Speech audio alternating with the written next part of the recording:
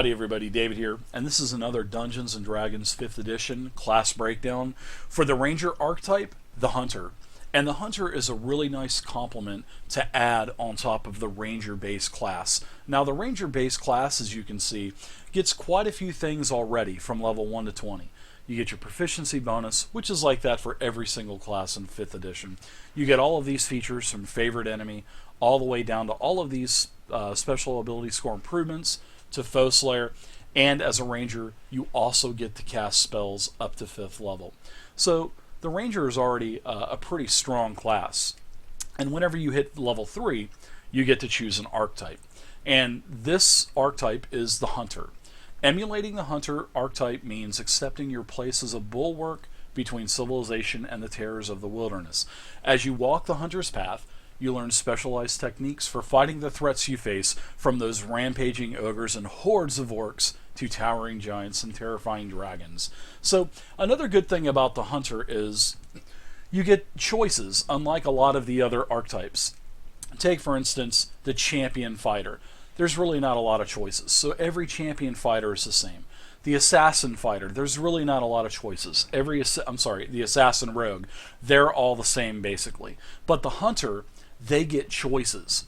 They get choices for defense and for, whether they are specializing in melee attacks or if they're specializing in ranged bow attacks. So let's go ahead and take a look. So when you choose your archetype, the Hunter, at level 3, you're going to get Hunter's Prey. So you're going to get to choose one of the following features. You're going to get to choose from Colossus Slayer, Giant Killer, or Horde Breaker. So Colossus Slayer is your tenacity can wear down the most potent foes. When you hit a creature with a weapon attack, the creature takes an extra 1d8 damage if it's below its hit point maximum. And you can only deal this damage once per turn. Basically, this is how it is. If the giant that you're attacking, or orc or whatever you're attacking, is 1 hit point or more below its maximum, it allows you to do an extra 1d8 damage on your attack. And also, it only lets you add this extra damage once per turn. Colossal Slayer is pretty nice. Next is Giant Killer. And this is when a large or larger creature within 5 feet of you hits or misses you with an attack. You can use your reaction to attack that creature immediately after its attack, provided that you can see the attack. So the thing is, it has to be a large or larger creature, so basically giant or larger. And it has to be within 5 feet of you. So if it hits or misses you immediately after that attack, you get to use your reaction. Granted, you still have your reaction, which you only get one around. Then you get a free attack on it, as long as you can see provided that you see the creature. Pretty straightforward. Or the Horde Breaker. Once on each of your turns, when you make a weapon attack, you can make another attack with the same weapon against a different creature that is within 5 feet of the original target and within range of your weapon. So Horde Breaker works like this.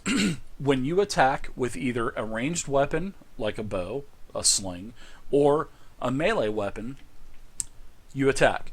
If there is another target that is within 5 feet of the target that you just attacked, you will get an additional attack on that target, like I said, as long as it is within 5 feet of the original target.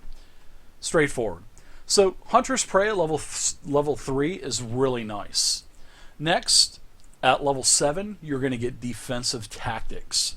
Now, Defensive Tactics is at level 7, and you get to choose from Escape the Horde, Multi-Attack Defense, and Steel Will. So Escape the Horde is opportunity attacks against you are made with disadvantage. That's straightforward. That is an unbelievable class feature if you choose that. Meaning you can just run away from stuff, not even worrying about disengage. That's if you don't have an action. And anything that attacks you is going to be at disadvantage. That's granted if they get the attack of opportunity. Really nice. Escape the Horde is strong. Multi-attack defense. When a creature hits you with an attack, you gain a +4 bonus to armor class against all subsequent attacks made by that creature for the rest of the turn. So, if the orc hits you, okay, he hits you, bam, you have a 16 armor class. all of a sudden, after the hit, you take the damage.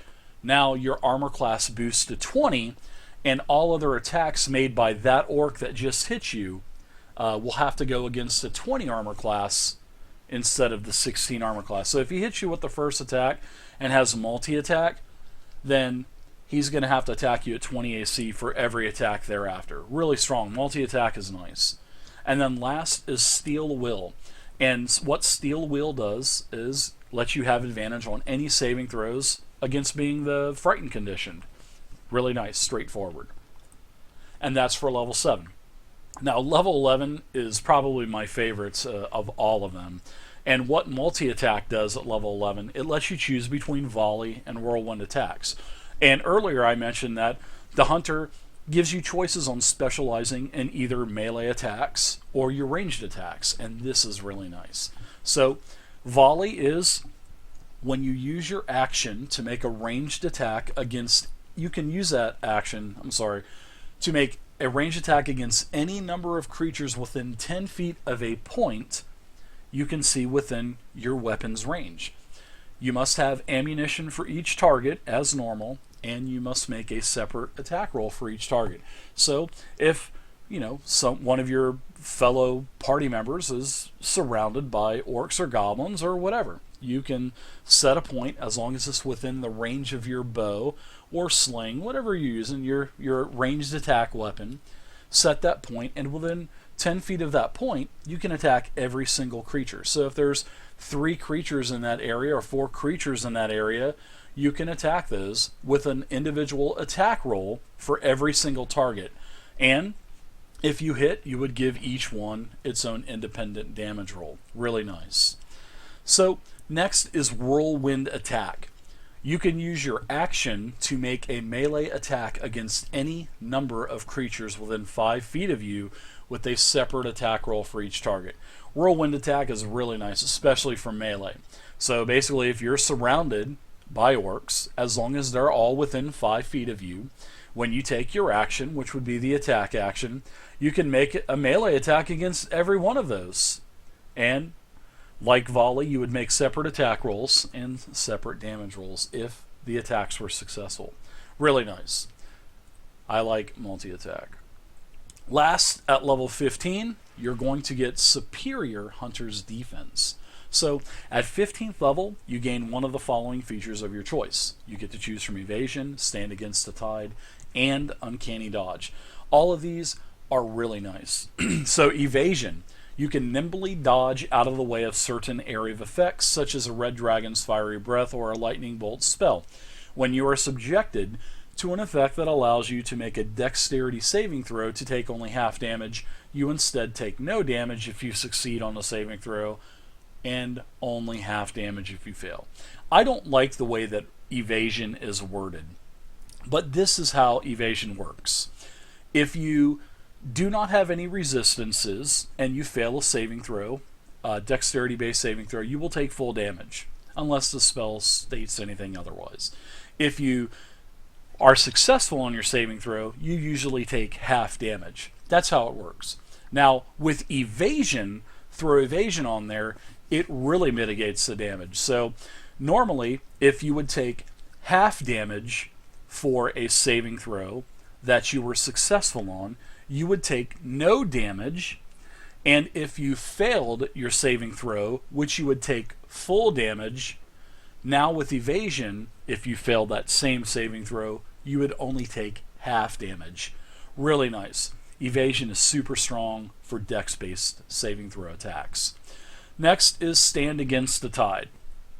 When a hostile creature misses you with a melee attack, you can use your reaction, as long as you have one, to force that creature to repeat the same attack against another creature other than itself of your choice. Meaning this: when that hostile creature, that orc or goblin or kobold, whatever, attacks you, misses you, you use your reaction, as long as you have one, and you can make that orc, goblin, kobold that just attacked you attack any other creature, as long as you're not making an attack itself. So you're considered a creature, your allies are considered creatures, and the enemies are considered creatures. So basically, you can make that same creature that just attacked you attack anything else that you want it to attack, as long as you don't make it attack itself. Really nice. Next is Uncanny Dodge. When an attacker that you can see hits you with an attack, you can use your reaction, as long as you have one, to have the attack's damage against you. That's really nice, because the way that it's worded is, when you are hit with an attack, meaning a melee attack, a spell-based attack, or a ranged attack, you can use your reaction to have the attack's damage. So if you get hit by a fireball for 60, just use the Uncanny Dodge, half it. If you get hit by an arrow for 20, half it, you get hit by 10. If you get cleaved by that two-handed greatsword for 20 damage, you have it, you only get hit by 10. So Uncanny Dodge is really nice also. So that is everything for the Hunter class. And like I said, all of these features stack on top of the baseline Ranger. So I hope you guys enjoyed this video, and if you need any character sheets whatsoever for Dungeons & Dragons 5th edition, on my website, which there will be a link below at tabletopping.net, you can download more than 840 individual character sheets on those nice Wizards of the Coast 3-page PDFs for any class, any archetype, level 1 to 20. Take advantage of it. All the work's been done for you. If you need a character sheet, just grab it and go for your game. Thank you very much for watching. Please leave a comment down below. Feel free to subscribe to the YouTube channel. And once again, thanks a lot, and I'll see you next time.